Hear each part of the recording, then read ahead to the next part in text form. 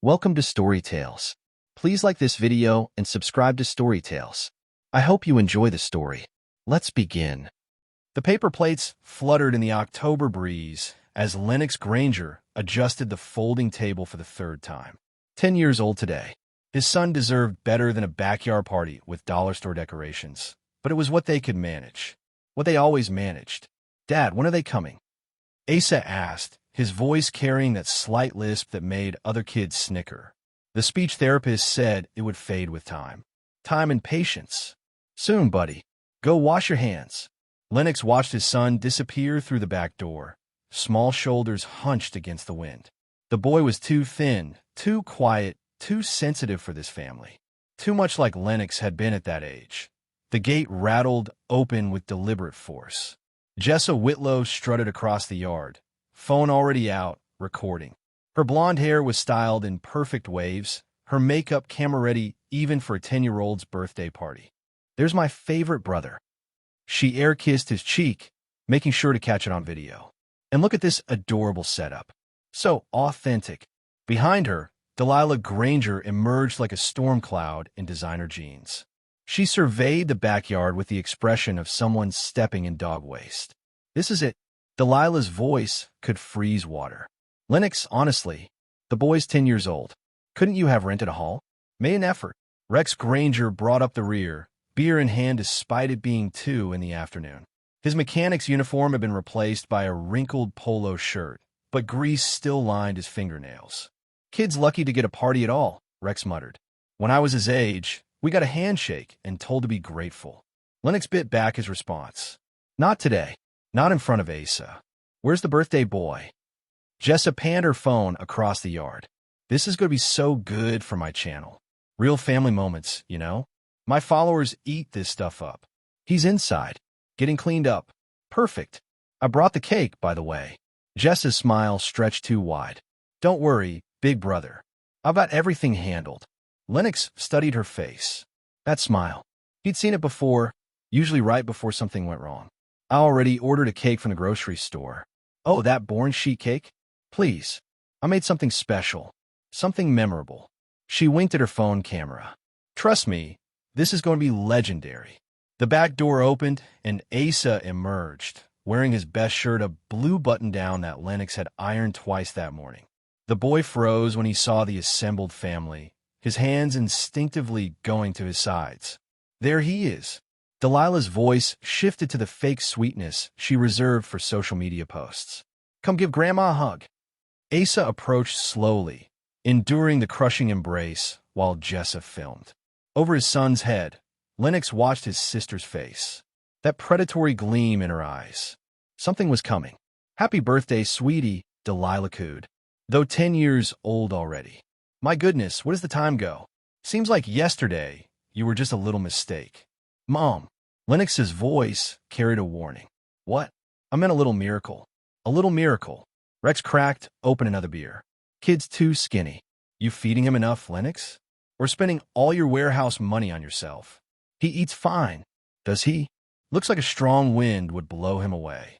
Rex studied Asa with the same expression he'd once used on broken carburetors. Boy needs meat on his bones. Needs to toughen up. Asa pressed closer to Lennox's side. Can we have cake now, Dad? Of course we can. Jessa bounded forward with theatrical enthusiasm. I brought the most amazing cake. You're going to love it, sweetie. It's so you. She disappeared back through the gate, returning moments later with a pristine white bakery box. Professional looking. Expensive. Lennox's stomach tightened. Jessa, I appreciate the gesture, but... No, but's Lenny. Family supports family, right? She set the box on the table with ceremony. This is my gift to my nephew. My special, one-of-a-kind creation. Delilah had her phone out now, too, positioned for the perfect shot. This is so thoughtful, honey. Lennox, you should be grateful your sister went to such trouble. I didn't ask her to. Of course you didn't ask. That's not how family works. Delilah's voice sharpened. We do things for each other without being asked. It's called love. Rex snorted. When I was a kid, we were lucky to get a cupcake from the gas station. Asa bounced on his toes, finally showing some excitement. Can I see it?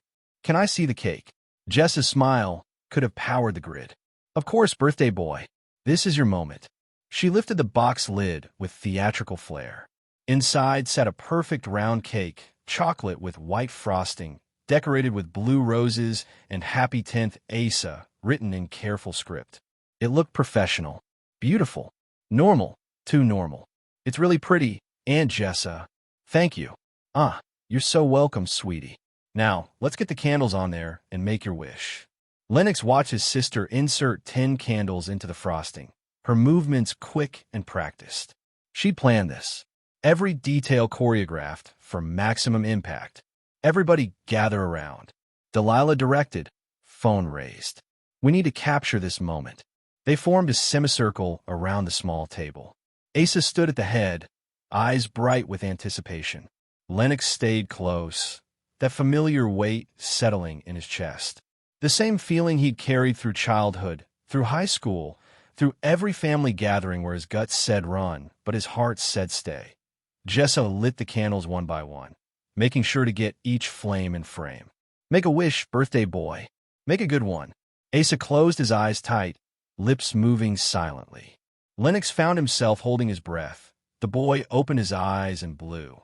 10 flames danced and died. Perfect. Jessa clapped. Now, for the best part. Cut yourself a big piece, sweetie. You deserve it. She handed Asa a plastic knife, her phone capturing every second. Delilah moved closer, getting a better angle. Rex watched from the side, already bored. Asa pressed the knife into the frosting. It sliced through easily, too easily. The first layer of cake parted like butter, but underneath, the smell hit them first. Meaty. Wrong. Asa's face scrunched in confusion as he pulled the knife away. Brown chunks clung to the plastic blade. What? Asa's voice cracked. Lennox stepped forward, but Jessa was faster. Keep cutting, sweetie. You need a bigger piece than that. The knife went deeper. More brown chunks emerged, mixed with what looked like gravy. The sweet frosting couldn't mask the smell anymore. Dog food. Canned. Cheap. Asa dropped the knife. It clattered against the table. What is that? His voice was small. Scared, the kids from down the street, drawn by the promise of cake, pressed closer. Tommy Morrison pointed and laughed. Gross. That's dog food. Ew. Jenny Walsh stepped back. That's so nasty. Jess's camera caught it all. Every second of confusion.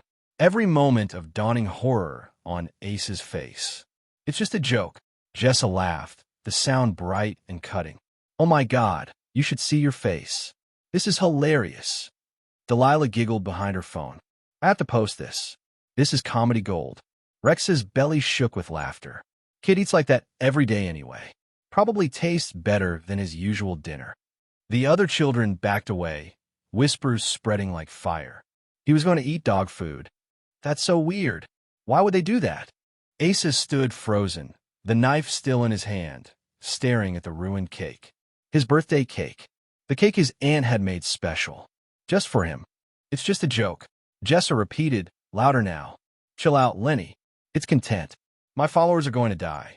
Lennox looked at his son's face. 10 years old. Too thin. Too quiet. Too sensitive for this family. But not anymore. He stepped forward and lifted Asa into his arms. The boy didn't resist, just pressed his face against Lennox's shoulder. Party's over, Lennox said quietly. Oh, come on. Jessa called after them. Don't be such a drama queen. It was funny. Lennox carried his son toward the house, past the whispers and giggles, past the phone still recording, past his family's laughter echoing across the yard. Dad! Ace's voice was muffled against his shirt. Why'd they do that? Lennox didn't answer. Not yet. But as he climbed the back steps, something shifted inside his chest. Something that had been quiet for 38 years. Something that was done being quiet. The kitchen felt different after the chaos outside. Quieter. Safer. Lennox set Asa down on the counter and wet a paper towel. Let me see your hands, buddy. Asa held out his small fingers. Bits of frosting still clung to his palms from handling the knife. Lennox cleaned them gently, carefully, the way he'd done when Asa was tiny and learning to eat solid food. Are they still out there? Asa whispered. Through the window, Lennox could see Jessa's blonde head, still talking to her phone. Performing. Always performing. Yeah, but they'll leave soon. The other kids saw. Asa's voice cracked.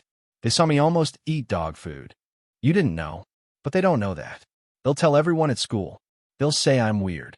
Lennox finished cleaning Asa's hands and tossed the paper towel in the trash. His son was right. Kids would talk. Stories would spread. By Monday morning, half the school would know about the dog food cake. You hungry? Lennox asked. Asa shook his head. When's the last time you ate? This morning. Toast. That's not enough. Lennox opened a refrigerator and stared at the contents. Milk, eggs, butter. The basics. Always the basics. How about pancakes? For dinner. Why not? It's your birthday. For the first time since the cake disaster, Asa almost smiled. Okay. Lennox pulled out the ingredients and set them on the counter. Simple things. Honest things. Not like the elaborate performance his family preferred. Can I help? Asa asked. Always. They worked together in comfortable silence. Asa measured flour while Lennox cracked eggs. No cameras. No audience. No performance required. Dad, yeah, did I do something wrong? Lennox's hands stilled on the mixing bowl. What do you mean? With Aunt Jessa. With the cake. Did I do something to make her mad? The question hit like a physical blow. 10 years old, and his son was already learning to blame himself for other people's cruelty. No, buddy, you didn't do anything wrong. Then why did she do it? Lennox mixed the batter, buying time. How do you explain to a 10-year-old that some people find joy in humiliation? That his own family saw him as entertainment? Some people think mean things are funny, he said finally. They don't understand how it feels to be on the other side. It didn't feel funny. I know. It felt scary. Lennox poured the first pancake onto the hot griddle. It sizzled and bubbled, transforming from liquid to solid. Simple chemistry. Predictable results. Your aunt likes attention, Lennox said carefully. Sometimes she does things to get people to notice her, even if those things hurt other people. That's stupid. Yeah, it is. They finished the pancakes in silence. 3 golden circles on a white plate. Lennox found a single candle in the junk drawer left over from last year's cake and pressed it into the center pancake. Make another wish, he said, lighting the wick. Asa closed his eyes. This time his wish was silent. Private. Protected. He blew out the candle and cut into the pancakes. Real food. Honest food. Made with love instead of malice. These are better than cake, Asa said. Yeah. They taste like normal. Lennox watched his son eat, storing every detail. The way he cut his bites small and even. The way he chewed carefully, politely. The way he said please and thank you without being asked. Good kid. Too good for this family. Outside, car doors slammed. Engine started. The circus was packing up and moving on. They're leaving, Asa observed. Good. Will they come back? Not if I can help it. Asa finished his pancakes and carried his plate to the sink. Adult habits in a child's body. Too much responsibility, too young. Another family tradition. Dad, can I watch TV? Sure. Pick whatever you want. Asa disappeared into the living room, leaving Lennox alone in the kitchen. The quiet felt different now. Not peaceful. Charged. Like the air before a storm, he climbed the stairs to his bedroom and knelt beside the closet. In the back corner, behind old work boots and winter coats, sat a metal lockbox. Gray steel. Combination lock.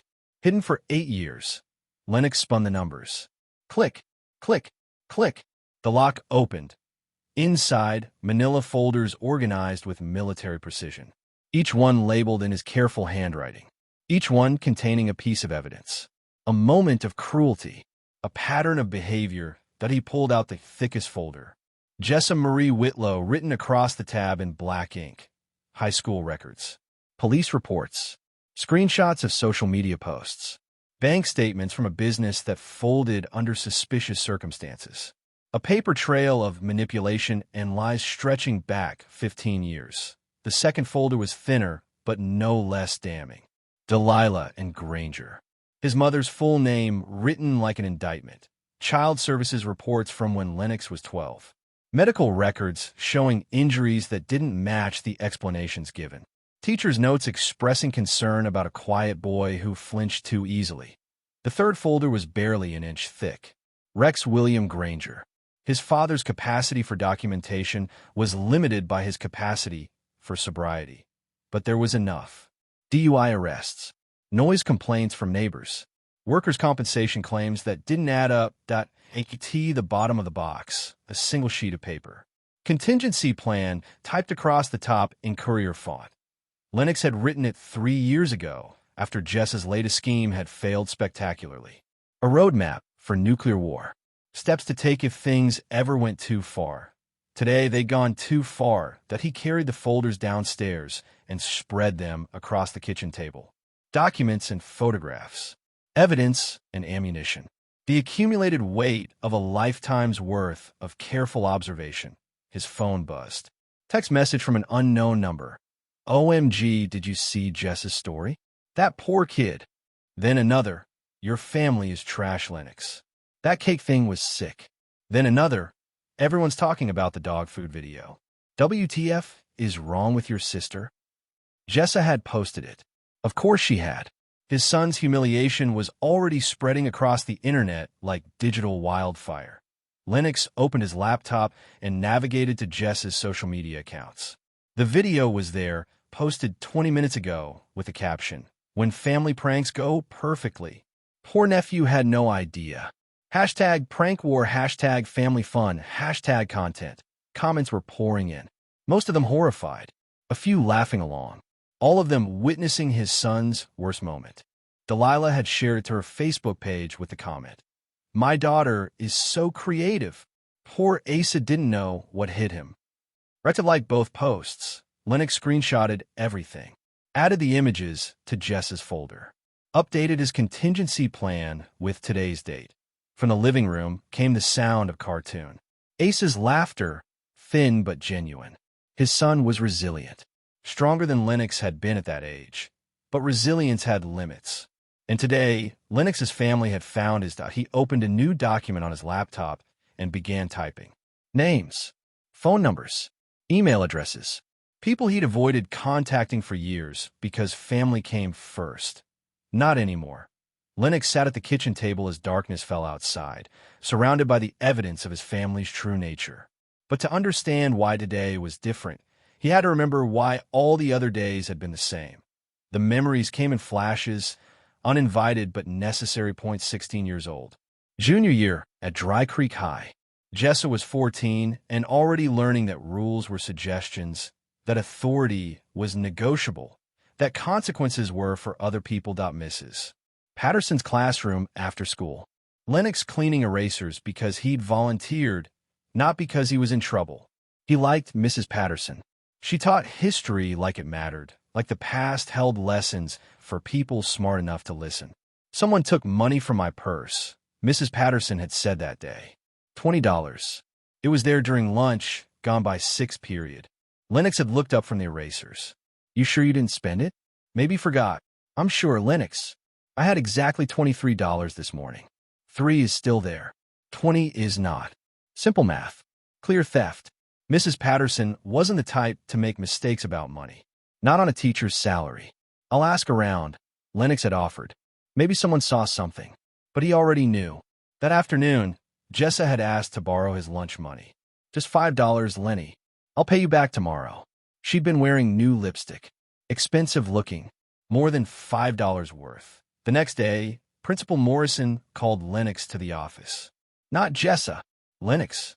Mrs. Patterson says money was stolen from her classroom yesterday. Principal Morrison said. She also says you were there after school. Alone with her purse. I was cleaning erasers.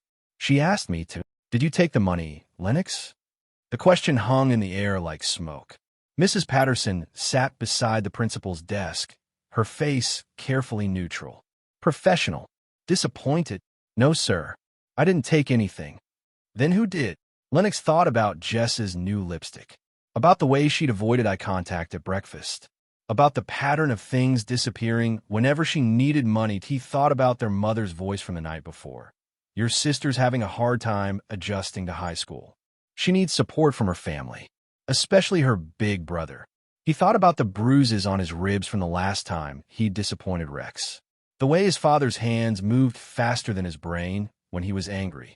I don't know who took it, Lennox said. Principal Morrison studied his face for a long moment. Mrs. Patterson thinks very highly of you, Lennox. Says you're one of her best students. Honest. Reliable. Yes, sir. But $20 is missing. And you were the only student in that room. Mrs. Patterson shifted in her chair. I hate to think, but maybe peer pressure? Maybe someone convinced you to take it? They wanted a confession. A clean resolution. Someone to blame who wouldn't fight back. I'll pay it back, Lennox said quietly. Relief flooded both faces. Case closed. Justice served. The quiet kid takes responsibility. Everyone moves on. That's very mature of you, Principal Morrison said. But taking the money was wrong, Lennox. There have to be consequences. 3 days of in-school suspension. $20 from his part-time job at the grocery store. A note in his permanent record about theft. The worst part wasn't the punishment. It was Mrs. Patterson's face whenever she looked at him afterward. The way she stopped calling on him in class. The way she flinched when he approached her desk, that she trusted him. He'd let her believe he was a thief to protect his sister. That night, Jessa had slipped into his room after Rex's snores started echoing down the hall. I heard what happened, she whispered. That sucks, Lenny. Yeah, but you know if it was me who took it, Mom and Dad would have killed me, right? Like actually killed me. You're stronger. You can handle it. She was right. Rex's anger toward Lennox was predictable, controlled, a storm that passed quickly. His anger toward Jessa was different, unpredictable, dangerous. I know, Lennox said. You're the best big brother ever. She'd hug him then, quick and fierce. I'll make it up to you. I promise. She never did. The pattern continued through high school. Jessa would push boundaries, cross lines, create problems. Lennox would absorb the consequences. Their parents praised him for being responsible, while enabling her to be anything, but college was supposed to be different. Freedom. Distance. The chance to build something separate from his family's chaos. But freshman year, Jessa called crying at 2 in the morning. She'd been caught cheating on a test. Could be expelled. Would Lennox talk to the professor? Vouch for her character? I can't just fix this for you, Lennox had said. Please, Lenny. I'm scared. And Mom said if I get kicked out, Dad will make me join the military. You know what he's like when he's angry. So Lennox had talked to the professor. Explained that his sister was struggling with the transition to college. Suggested she needed guidance, not punishment. Offered to tutor her personally. The professor had been understanding. Impressed by Lennox's maturity and concern for his family. Jessa got a second chance. She wasted it within a month, but by then, Lennox was invested. Complicit. Every favor he did, every problem he solved, every consequence he absorbed made it harder to stop. The calls kept coming. Year after year. Crisis after crisis. Each one framed as an emergency that only Big Brother could fix, and Lennox kept fixing them. Even after Asa was born. Especially after Asa was born. You need to set an example, Delilah had said during one of her rare visits to see her grandson. Children learn by watching their parents. Asa needs to see how families support each other. He also needs to see that actions have consequences, Lennox had replied. Are you saying I'm a bad mother? The question came sharp and cold. Are you saying your sister is a bad person? I'm saying, because if that's what you think, maybe Asa shouldn't be around us. Maybe we're not good enough for your precious son. The threat was clear, implicit but unmistakable. Choose sides. Enable Jessa or lose your family. Lennox had chosen badly. Again and again. Until today. Sitting at his kitchen table, surrounded by evidence and memory, Lennox finally understood the truth. His family hadn't been threatening to abandon Asa. They'd been threatening to take him away from them. Different threat entirely. And threats only worked if you cared about the consequences. Lennox looked at the folders spread across the table. Years of documentation. Patterns of behavior. Evidence of systematic cruelty dressed up as family loyalty. His phone buzzed with another notification. Another share of Jessa's video. Another stranger witnessing his son's humiliation. But this time, Lennox smiled. Because now he had something his family had never possessed. Patience, planning, and the will to use both. The game was changing, and they didn't even know it yet. Monday morning came gray and cold, with the kind of October wind that stripped leaves from trees and promises from liars. Lennox dropped Asa at school and watched his son walk toward the building with shoulders squared against more than just the weather point. 3 kids pointed as Asa passed. Whispers followed him up the concrete steps. By lunch. The video would be on every phone in 5th grade. Lennox drove to work through streets he'd known his entire life, past houses where 3 generations of the same families had lived and died and passed down their grudges like heirlooms. Dry Creek didn't forget, and it didn't forgive. Good. Granger Warehouse sat on the industrial side of town, surrounded by truck yards and auto shops that looked like they'd been abandoned in 1987. Lennox pulled into his parking spot, Supervisor, painted in faded letters on the curb, and sat for a moment in the quiet. His phone showed 17 missed calls from Jessa, 12 voicemails, 43 text messages that he deleted them all without listening. Inside the warehouse, boxes reached toward fluorescent lights that hummed with electrical violence. Lennox had been working here for 8 years, moving from loader to shift lead to supervisor. Honest work, predictable work, the kind of job that paid bills without requiring a performance. Morning boss. Danny Reeves appeared from behind a stack of pallets, clipboard in hand. 22 years old and eager to prove himself. Weekend was quiet. No damage reports, no missing inventory. Good. What's the schedule look like today? 2 trucks coming in before noon. Both grocery distributors. Should be routine. Routine. Lennox appreciated routine. No surprises. No drama. No family members with cameras and cruel intentions. I'll be in the office if you need me, Lennox said. Handle the floor. His office was a glass cube overlooking the warehouse floor.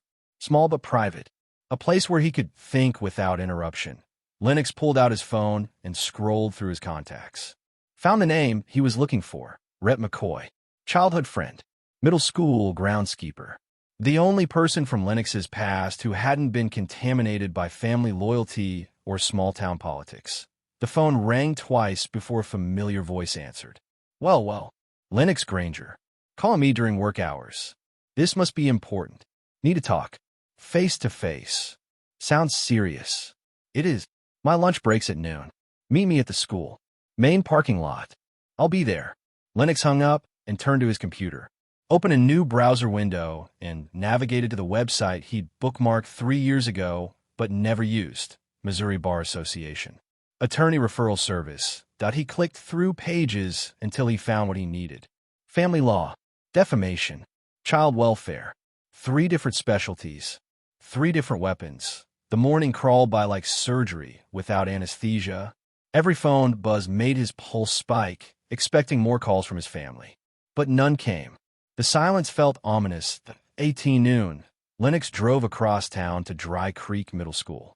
The building squatted on 5 acres of brown grass, surrounded by chain-link fence and the dreams of administrators who'd given up years ago.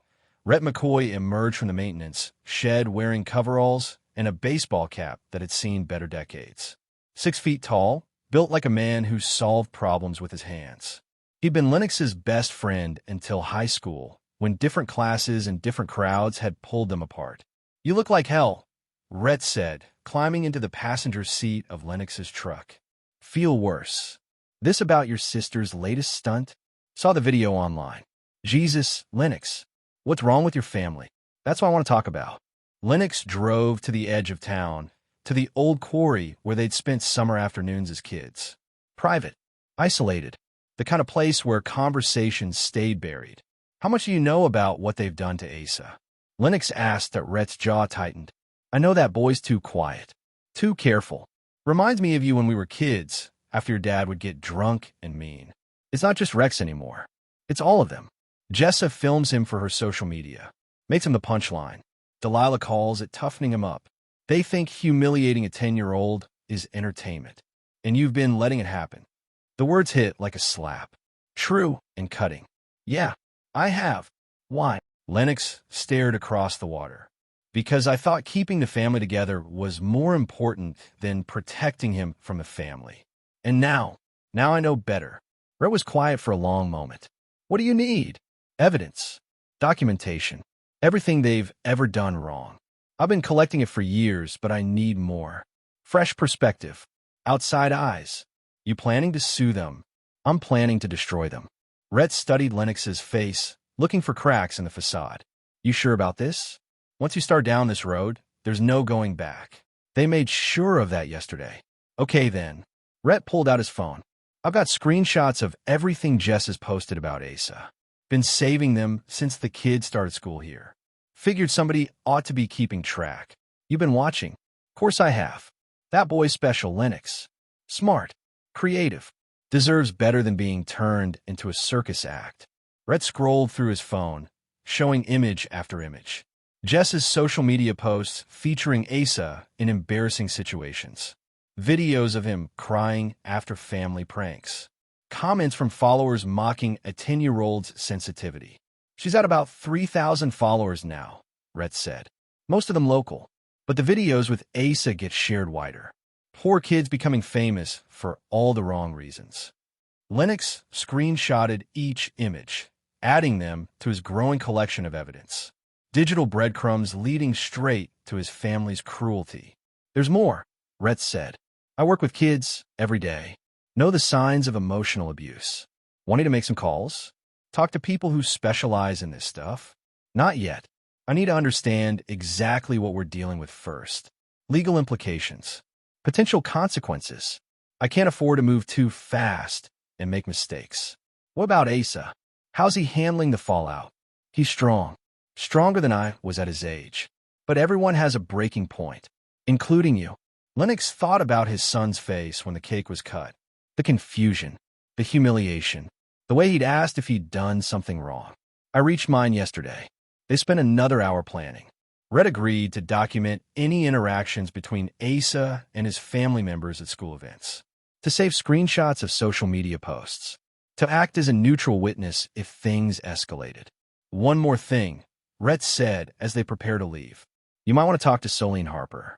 She owns that bakery on Main Street. Had her own battle with family drama a few years back. Messy divorce, custody fight. But she came out on top. Might have advice. I'll think about it. Don't think too long. Time's not on your side here. Every day that video stays online is another day of damage to Asa. Lennox drove back to work with Rhett's words echoing in his head. Tom wasn't on his side, but patience was, and he'd been learning patience his entire life. Thursday evening found Lennox standing outside Harper's bakery on Main Street, watching Solene Harper close up for the night. She moved with efficient grace, wiping down tables and stacking chairs with the practiced rhythm of someone who'd rebuilt her life from scratch. The bakery itself was proof of her success. Clean lines, warm lighting, display cases filled with pastries that looked like art. A far cry from the woman Rhett had described divorced, broke, fighting for custody of her daughter in a town that sided with her ex-husband by default. The door chimed as Lennox entered. We're closed, Solene said without looking up from the register. But if you need something quick, I can. She turned and recognition flickered across her face. Lennox Granger. I wondered when you'd show up. You know why I'm here. Half the town knows why you're here. The other half's been watching that video of your son on repeat. She finished counting the register and locked it. Want some coffee? About a pot that's still decent. Please. Solene disappeared into the back room and returned with 2 cups of coffee that smelled like salvation. She gestured to a corner table, away from the windows. Rhett McCoy called me, she said, settling into her chair. Said you might need someone who understands how family wars work in small towns. Do you? I've got the scars to prove it. Solene rolled up her left sleeve, revealing a thin white line along her forearm. Wedding present for my ex. He also liked to humiliate people for fun. Lennox sipped his coffee. It was good. Strong. Honest. How did you beat him? Documentation. Planning. And the willingness to go further than he thought I would. Solene's eyes were calm, but sharp. Also, I learned the most important lesson of all. In a small town, reputation is everything. And everyone's reputation is built on secrets. Meaning your family thinks they're untouchable because they've always gotten away with their behavior. But nobody gets away with everything forever. They just get better at hiding it. What do you know about my family? Solene smiled, but it wasn't a nice expression. I know your sister owes money to 3 different suppliers for her failed catering business. I know your mother's been claiming emotional distress for a disability claim while posting videos of herself dancing at the church social. And I know your father's been working under the table at Murphy's garage while collecting unemployment. Lennox set down his coffee cup. How do you know all that? Because I pay attention. And because people talk to me when they're buying comfort food. She leaned forward. Your family's been getting away with their behavior because nobody's ever called them on it publicly. But social media changes the game. Now, their cruelty has an audience. That video's been shared over 1,000 times. Good. Let's spread. Every share is evidence of their character. Every comment is documentation of how people really see them. I want to take it further. How much further? Lennox thought about Ace's question. Did I do something wrong? About 10 years of watching his son absorb cruelty like it was normal. About 38 years of his own silence. All the way. Solene studied his face for a long moment. Then you need better help than what I can provide. You need someone who understands how to weaponize the truth. You have someone in mind. Shannon Rule. Used to work for the Kansas City Star. Investigative journalism. Now, she does a YouTube channel about family dysfunction and accountability. Small audience, but engaged. And she's got a thing for exposing bullies. What makes you think she'd be interested? Because your family story isn't just about your family. It's about a pattern of behavior that's protected by small-town silence. Shannon hates that kind of protection. Solene pulled out her phone and showed Lennox a YouTube page. The Accountability Project, read the header. Subscriber count, 12,000. Recent videos, when families enable abuse, the cost of keeping secrets, small-town justice, a myth. She's good, Solene continued. Professional, careful about facts. But when she decides to take someone down, she doesn't stop until they're down. Why would she help us? Because she's got a daughter about Ace's age. And because she understands that sometimes the only way to stop a bully is to make them famous for being one. Lennox scrolled through Shannon's videos. Each one was carefully researched, professionally produced. This wasn't some amateur with a grudge. This was a journalist with tools and experience. How do I contact her? You don't. I do. Shannon and I have history. I was one of her early subjects when I was fighting my ex. She helped me document his pattern of abuse.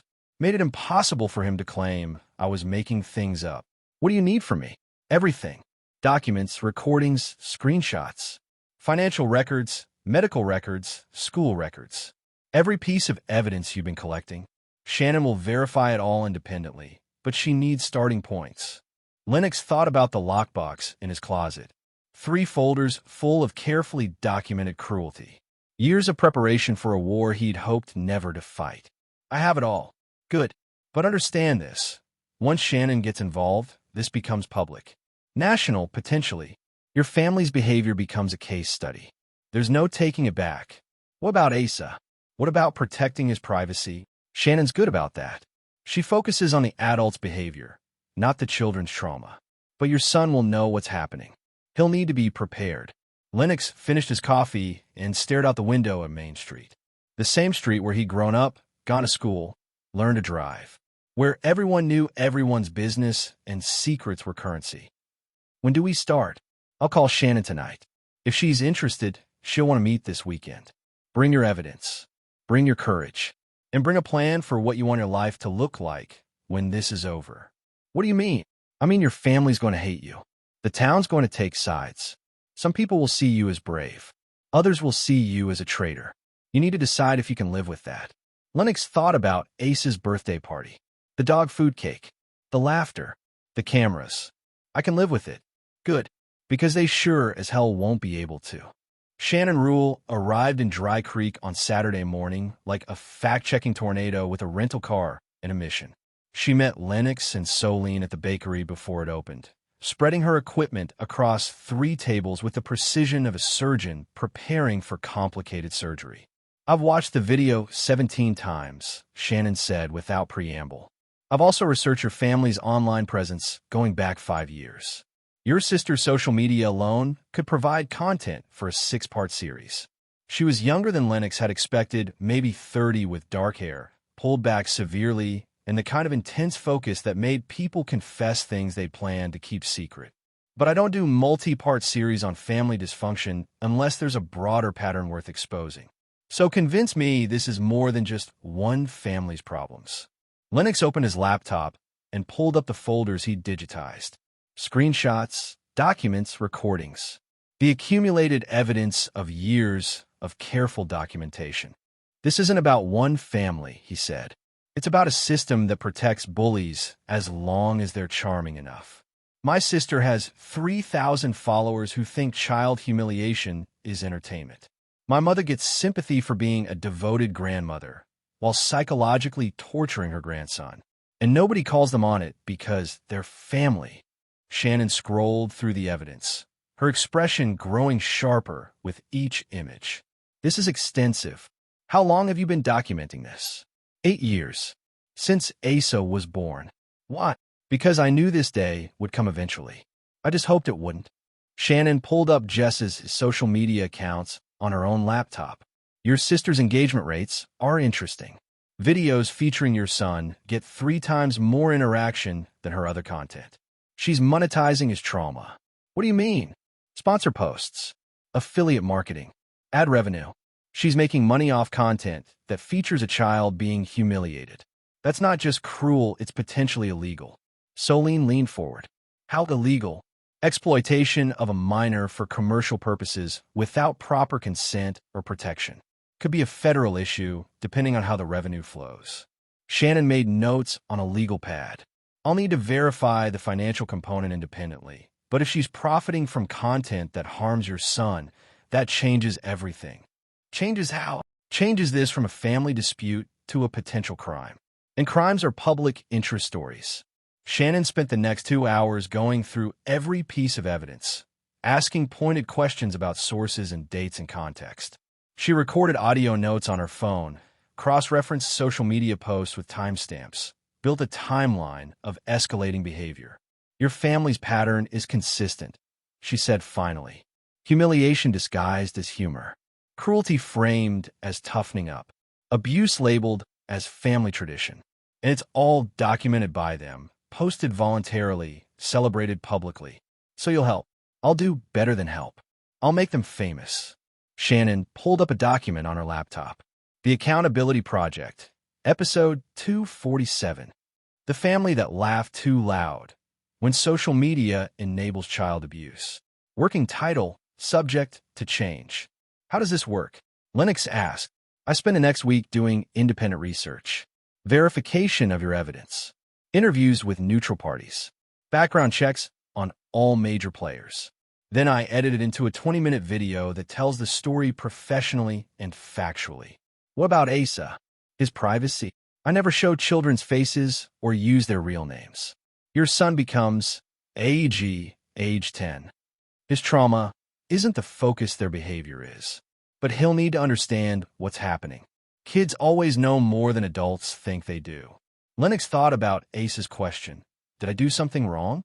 About 10 years of watching his son learn to blame himself for other people's cruelty. He deserves to know the truth. Good, because lies always hurt children more than truth does. Shannon packed up her equipment with the same efficiency she displayed setting it up.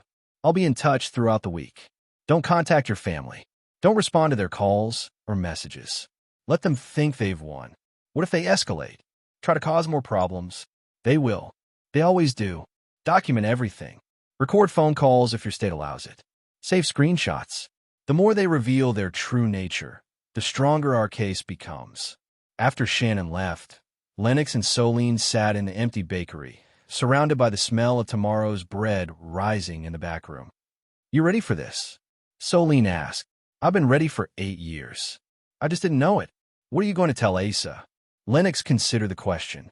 How do you explain to a 10-year-old that his family is about to become infamous? That their cruelty will be dissected by strangers? That sometimes the only way to stop bullies is to embarrass them publicly? The truth. Age-appropriate, but honest. That's brave. No, brave would have been protecting him from the beginning. This is just necessary. The video went live on Tuesday morning at 10 a.m. Eastern Standard Time. Shannon had titled it, When Family Becomes Performance. The Cost of Monetizing Child Humiliation. Lennox watched it from his office at the warehouse, earbuds in, door closed. 22 minutes of careful journalism that laid out his family's pattern of behavior with surgical precision. Shannon never showed Ace's face, never used his real name, but she showed everything else. The dog food cake video, screenshots of Jess's monetization strategies, examples of Delilah's manipulative social media posts, a pattern of behavior that built from annoying to concerning to clearly abusive. The comments started within minutes. This is disgusting. That poor child. I can't believe people think this is funny. The aunt should be arrested for child exploitation. That grandmother is toxic as hell. This family is sick. By lunch, the video had 3,000 views. By evening, 10,000. By the next morning, it was trending in Missouri and Kansas, shared by parenting groups and child welfare advocates. Local consequences followed immediately. Jess's sponsor deals started disappearing. Companies didn't want their products associated with child humiliation. Her follower count began dropping as people realized they'd been enabling abuse. Delilah's church friends started distancing themselves. Hard to claim Christian values while celebrating a child suffering. Rex's unemployment benefits came under review after photos surfaced of him working at Murphy's garage. But the most important consequence was simpler. People were talking. In a town where reputation mattered more than money, the Granger family name was becoming synonymous with cruelty. Wednesday afternoon, Lennox's phone rang. Unknown number. You think you're smart.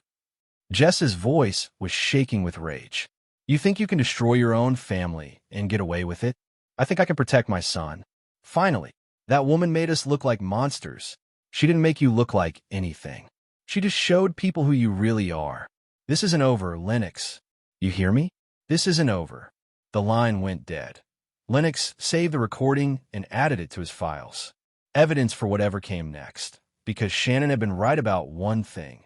They would escalate. But this time, he was ready. The call came on Friday evening, just as Lennox was helping Asa with homework at the kitchen table. Math problems that seemed designed to frustrate 10-year-olds and their parents equally. Delilah's name appeared on the caller ID. Lennox had been expecting this. Answer it, Dad, Asa said quietly. I want to hear what they say. Lennox put the phone on speaker. Lennox. Delilah's voice was different, smaller. The commanding tone replaced by something that almost sounded like humility. We need to talk. We're talking. In person. As a family. This whole situation has gotten out of hand. Has it? That woman, that YouTube person, she made us look terrible. Took everything out of context. Made it seem like we don't love Asa. Asa looked up from his math homework, pencil suspended above the paper. Do you love Asa? Lennox asked. Of course we do. He's family. We all make mistakes, but family forgives family. That's what families do. Is that what you called to tell me? I called to invite you both to dinner. Sunday. My house. Just family.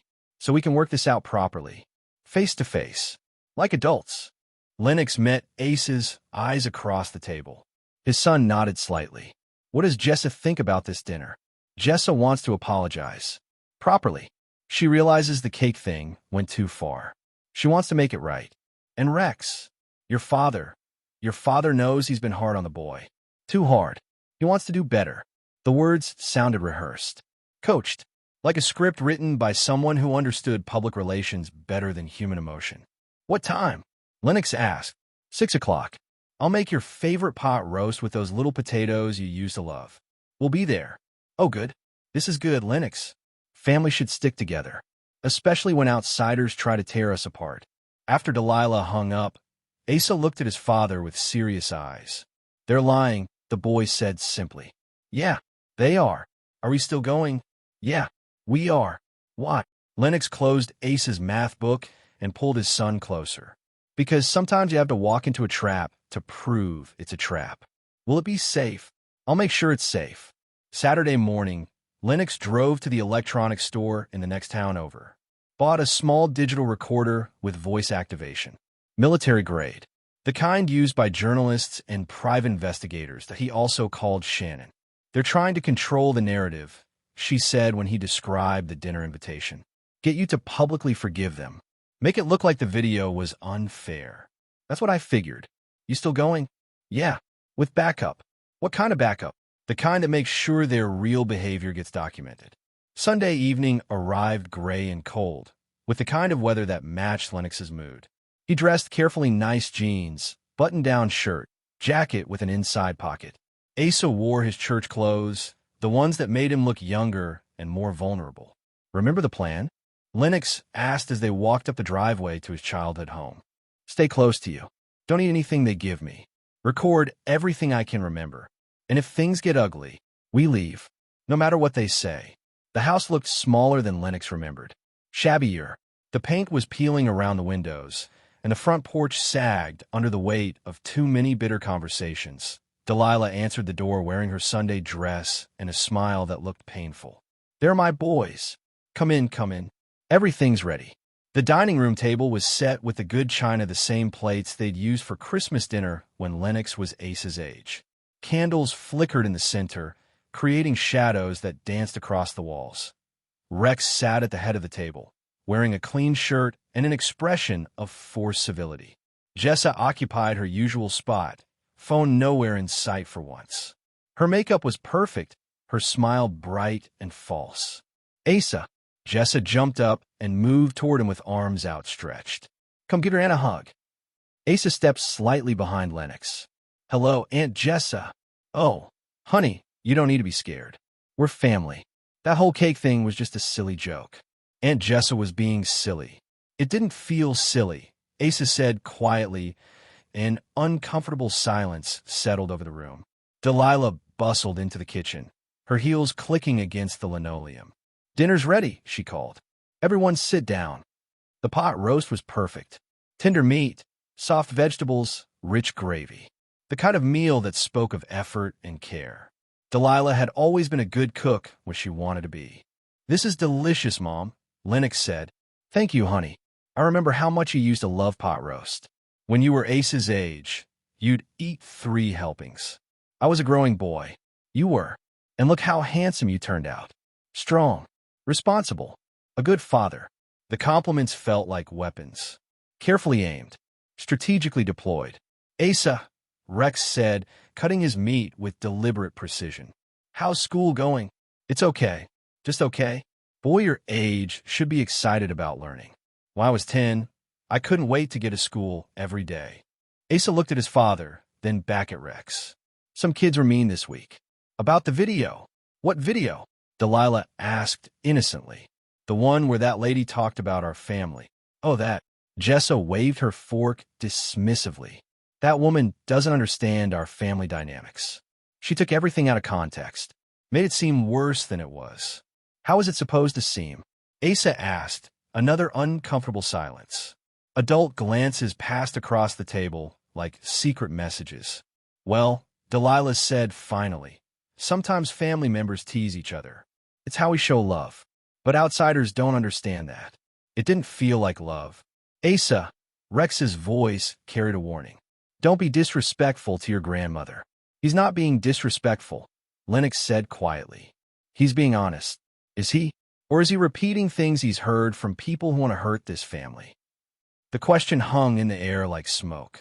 Lennox felt the familiar weight settling in his chest. The same feeling he'd carried through childhood, through high school, through years of absorbing blame for other people's choices. But this time, something was different. This time, he wasn't carrying it alone. Nobody's hurting this family, Lennox said. The family's hurting itself. That's not true, Delilah protested. We've made mistakes, yes. But we love each other. We support each other. That's what families do. Is it? Of course it is. And now we need to show people that. We need to present a united front. Let everyone know that we've worked things out. How do we do that? Jessa leaned forward, her eyes bright with manufactured enthusiasm. I think we should make a statement. A public one. Show people that the video was unfair. That we've talked things through and forgiven each other. What kind of statement? A video. All of us together. You could explain that you overreacted. That you understand now that the cake thing was just a harmless prank. That families sometimes play jokes on each other, but that doesn't mean they don't love each other. Lennox set down his fork. You want me to say it was just a joke? It was just a joke, Lenny. A silly prank that got blown out of proportion by people who don't know us. And you want me to say this publicly? It would help repair the damage. Show people who we really are. Asa had gone very still beside him, listening, learning, understanding exactly what was being asked. What about Asa? Lennox asked. What would he say in this video? That he loves his family, Delilah said. That he knows we love him. That sometimes grown-ups make mistakes, but forgiveness is what makes families strong. That's a lot for a 10-year-old to understand. He's a smart boy. He understands that family comes first. Lennox looked around the table, at the faces he'd known his entire life, at the people who'd shaped him through equal measures of love and cruelty, at the family he'd spent 38 years trying to protect. And he realized something that should have been obvious years ago. They weren't asking for forgiveness. They were demanding it, just like they always had. I need to think about it, Lennox said. What's to think about?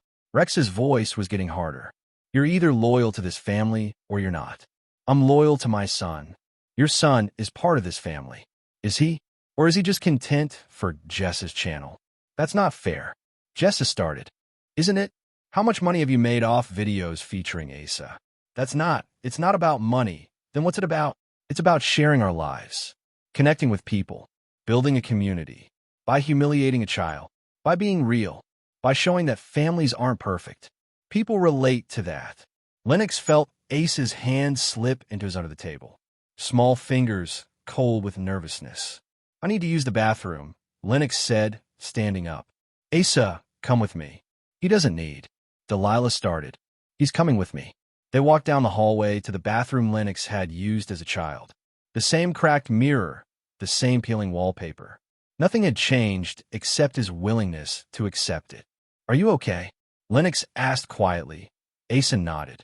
They want you to lie. Yeah, they do. Are you going to? Lennox looked at his son's face in the cracked mirror. 10 years old. Too thin. Too serious. But strong. Stronger than Lennox had been at that age. What do you think I should do? Tell the truth. Even if it makes them angry. Especially if it makes them angry. They returned to the dining room to find the family huddled in whispered conversation that stopped abruptly when they appeared. Everything okay? Delilah asked with false brightness. Fine, Lennox said, retaking his seat. Just fine. Good. Now, about that video, I've decided what to say. Wonderful. I knew you'd see reason. Lennox reached into his jacket pocket and pulled out a small digital device. Set it on the table between the candles and the pot roast. I hope you read the terms of service on your domain registration. The room went completely silent. What? Jess's voice cracked. Your website, jesswhitlow.com. I own it now. The color drained from Jess's face. That's impossible. Remember that LLC you started 3 years ago for the catering business? The one you abandoned when it failed? You let the registration lapse. But you forgot about the automatic renewal clause for any affiliated domains. You can't. That's not legal. It's completely legal. I bought the abandoned LLC for back taxes. Transferred the domain rights. As of yesterday, I control your entire online presence. Jess's phone appeared in her hands like magic. Her fingers flew across the screen, checking websites, checking accounts, checking the digital empire she'd built on her son's suffering. No. This isn't. You can't do this. I already did it. That's theft. That's business. Rex stood up so fast his chair fell backward. You little piece of. Sit down, Dad. Don't you tell me what to. Sit down. Something in Lennox's voice made Rex hesitate. Some new quality that hadn't been there during 38 years of previous confrontations. I want my website back, Jessa said, her voice breaking. Those are my followers. My content. My life. Built on my son's trauma. It wasn't trauma. It was family time. Was it? Let's ask the audience. Lennox pressed a button on the digital recorder. Shannon's voice filled the room, clear and professional. This is Shannon Rule with the Accountability Project. I'm currently sitting outside the Granger family home, where Lennox Granger and his 10-year-old son have been invited to what we believe is an attempt to manipulate them into publicly recanting their previous statements about family abuse. Delilah's face went white. You're recording this? Everything's been recorded. Every word. Every lie, every attempt to manipulate a child into protecting his abusers. We're not abusers, Delilah shrieked. We're family. You're predators. And now everyone's going to know it. The silence that followed was deafening. For adults and one child sitting around a dinner table where the carefully planned ambush had collapsed into chaos. Jess's phone buzzed. Then buzzed again. Her face went from pale to gray as she read the notifications. It's live, she whispered. She's streaming this live. What? Delilah lunged for her own phone, fingers shaking as she navigated to Shannon's channel. On the screen, a simple graphic, live, the Granger family dinner, real-time documentation of manipulation tactics. The viewer count was climbing rapidly. 847 viewers. 1,203. 891. Comments scrolled past in real time. This family is sick. That poor kid deserves better. The grandmother is psychotic. Call CPS on these people. How is this legal? Rex demanded. Public interest, Lennox said calmly. When adults systematically abuse a child and then try to cover it up, that becomes a matter of public safety. We never abused anyone, didn't you? What would you call psychological manipulation? What would you call monetizing a child's humiliation? What would you call forcing a 10-year-old to pretend his trauma was just family fun? Delilah was reading comments on Shannon's stream, her face getting redder with each passing second. They're saying horrible things about us. They don't understand. We love that boy, do you? Or do you love controlling him? We're his family, and I'm his father, which means my job is protecting him, even from family. Jessa stood up abruptly, pacing the small dining room like a caged animal. My sponsors are pulling out. Right now, I can see the emails coming in. My account's being suspended. Everything I built, everything I worked for built on child exploitation, Lennox said. What did you expect? It wasn't exploitation. It was sharing. It was being real. It was abuse disguised as authenticity. Rex pointed a thick finger at Lennox. You think you're so smart? You think you could destroy your own family and get away with it? I'm not destroying anything. I'm protecting my son. By humiliating us? By making us look like monsters? I didn't make you look like anything. I just stopped hiding what you really are. Delilah was crying now, mascara streaming down her cheeks. I don't understand. We raised you. We loved you. This is how you repay us. You didn't raise me. You survived me. There's a difference. That's not true, isn't it? When's the last time you asked about my life without wanting something? When's the last time you showed interest in Asa without a camera involved? When's the last time you treated either of us like people instead of props? The questions hung in the air like accusations. Because they were accusations. Jess's phone rang. She answered without checking the caller ID. What? No, I can't make a statement right now. I don't.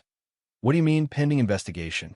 She hung up and stared at Lennox with something approaching terror. That was Child Protective Services. Someone filed a report. They want to interview me about the monetization of content featuring minors. Good. Good? This could ruin my life. Your life was already ruined. You just didn't know it yet. Rex stepped toward Lennox, fists clenched. You think you can threaten my family? I think I can protect mine. Ace is our family too. No, Ace is my family. You people are just relatives. The distinction hit like a physical blow. For a moment, Rex looked genuinely confused, as if the concept of family loyalty having limits was foreign to him. I don't understand, Delilah said through her tears. Families forgive each other. Families stick together. That's what families do. No, Asa said quietly. Families protect each other. They don't hurt each other for fun. It was the first time he'd spoken since the recording started. His voice was small but clear, strong in a way that surprised everyone in the room. Out of the mouths of babes, Shannon's voice came through the recorder. Ladies and gentlemen, a 10-year-old understands family dynamics better than the adults who raised him. The viewer count on Shannon's stream had passed 5,000. Comments were flooding in faster than anyone could read them. Screenshots were being taken. The moment was being preserved for digital eternity. Turn that off, Rex demanded. Turn all of it off. Can't do that. Turn it off, or I'll. You'll what? Hit me? Like you did when I was a kid? Go ahead. Do it on camera. Show everyone who you really are. Rex's hand froze in midair. For the first time in Lennox's memory, his father looked uncertain. I never hit you, didn't you? What about the time I broke your carburetor? What about when I accidentally dented your truck? What about every time I disappointed you? That was discipline. That was abuse. And now it stops. Lennox stood up, pulling Asa with him. We're leaving. You can't leave. Delilah protested. We're not finished. We haven't worked this out. There's nothing to work out. You show me who you are. I'm showing you who I am. And who are you?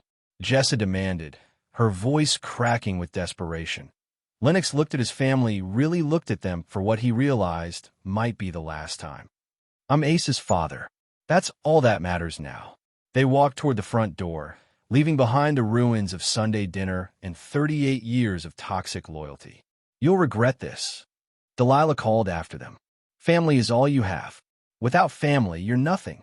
Lennox paused in the doorway, his hand on Asa's shoulder. I used to think that too, he said. Turns out I was wrong.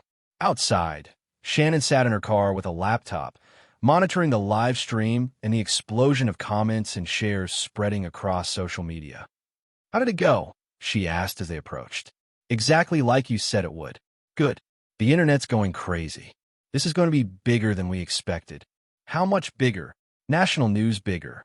Child advocacy groups are already picking it up. This isn't just about your family anymore. It's about a pattern of behavior that people recognize in their own lives. Lennox looked back at the house where he'd grown up. Lights were on in every window. Shadows moved behind curtains. His family was probably planning their next move, their next attempt to control the narrative. But narratives, he'd learned, had a way of controlling themselves once they reached critical mass. What happens now, he asked. Now you start over. Build something better. Show your son what healthy family looks like. And Shannon glanced at her laptop screen, where comments continued flooding in. They face consequences. Finally, Monday morning brought consequences like rain sudden, thorough, and impossible to escape that Lennox's phone started buzzing at 6 a.m. with texts from numbers he didn't recognize. Saw the video. Good for you for protecting your son. Your family is sick. Glad you got out. That woman should be in jail. But also, family is family. You're wrong to air dirty laundry. Your sister's just trying to make a living. Kids today are too sensitive. The division was immediate and absolute. No middle ground. No neutral positions. People either saw child protection or family destruction. Lennox didn't care about the divided opinions. He cared about AT breakfast. His son ate pancakes while scrolling through carefully curated comments. Shannon had shared the supportive ones, the ones from other kids who'd experienced family bullying, the ones that said Asa was brave and strong and deserving of protection. Look at this one, Dad. Asa held up the tablet.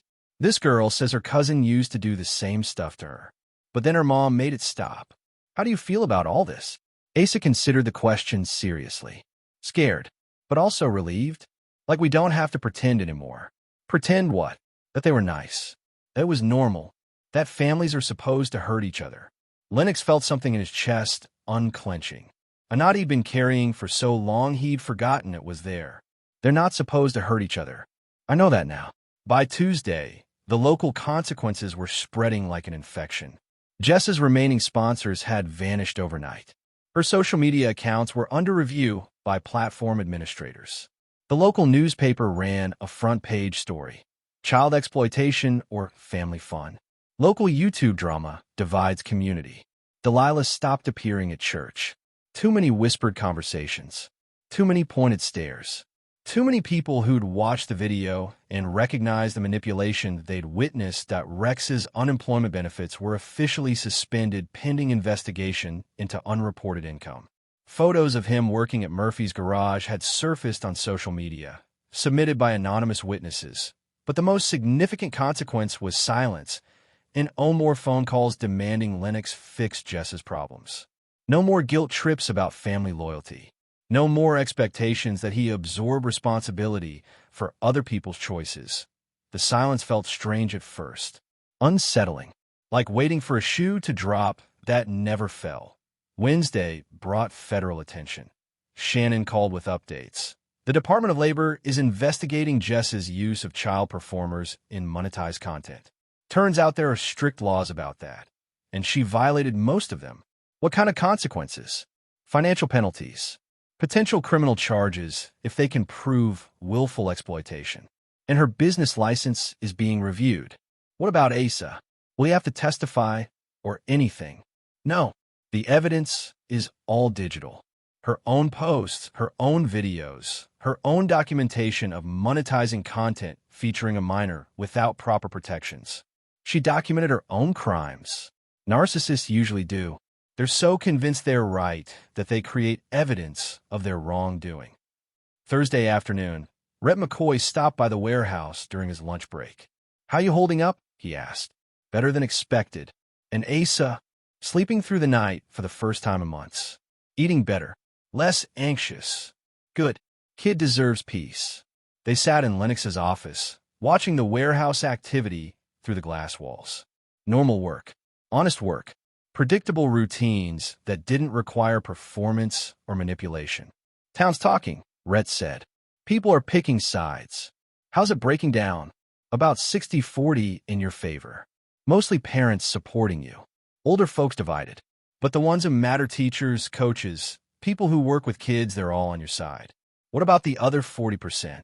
They think family business should stay family business. That you should have handled it privately." "I tried handling it privately for 8 years. "I know. And the people who matter know that too." Friday brought the news Lennox had been expecting. Jessa was moving away. Not far, just to Kansas City, but far enough to escape the daily reminders of her local reputation.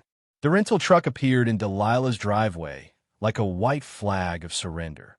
Lennox watched from his kitchen window as boxes and furniture were loaded. Personal belongings that included computer equipment, ring lights, and camera tripods. The tools of a trade that no longer existed. Asa stood beside him, also watching. "Do you feel bad for her?" Asa asked. Lennox considered the question carefully. "I feel bad that she made choices that hurt you. I feel bad that she couldn't see past her own needs. But I don't feel bad about the consequences." She looked sad. People usually are when their actions catch up with them. Will she ever say sorry? I don't know. And it doesn't matter. Apologies don't undo damage. They just make the person saying them feel better. So we don't forgive her. Lennox looked down at his son, really looked at him. 10 years old, but already learning lessons about accountability and self-protection that had taken Lennox decades to understand.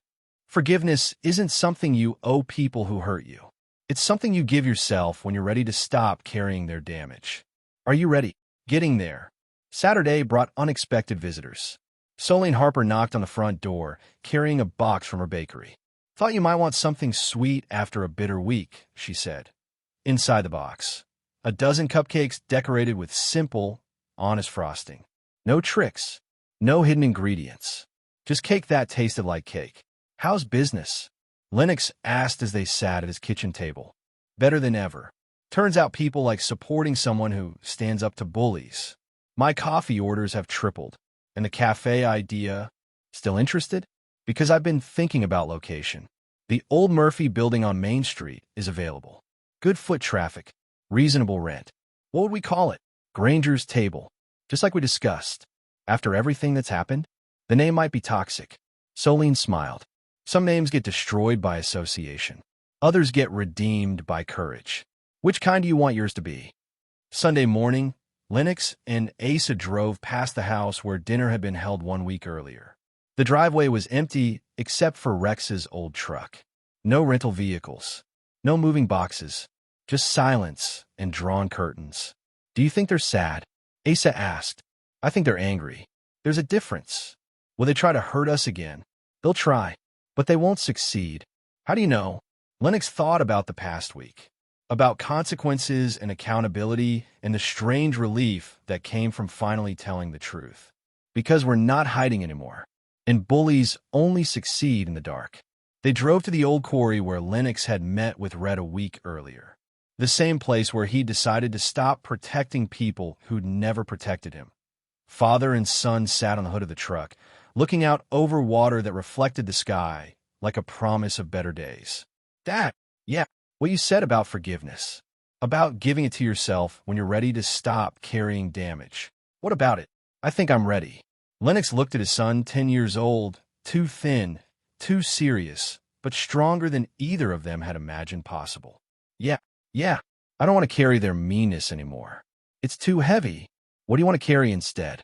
Asa thought for a moment, watching ripples spread across the water. Better things. True things. Things that don't hurt. Lennox pulled his son closer, feeling the knot in his chest finally, completely unravel. That sounds perfect. 2 months later, Granger's table opened on Main Street. Simple menu. Honest prices. Food made with care instead of performance. The first customer was Mrs. Patterson, Lennox's old history teacher. She ordered coffee and apple pie and told Asa he looked happy. "I am happy," he said simply. "We both are." Shannon Rule visited for the grand opening, bringing a film crew to document the positive ending to a difficult story. The episode was titled Rebuilding: How One Family Found Peace After Truth. Jess's final social media post appeared that same week, taking a break from content creation to focus on personal growth. "Thank you for your understanding." The comments were disabled. Delilah and Rex never contacted them again.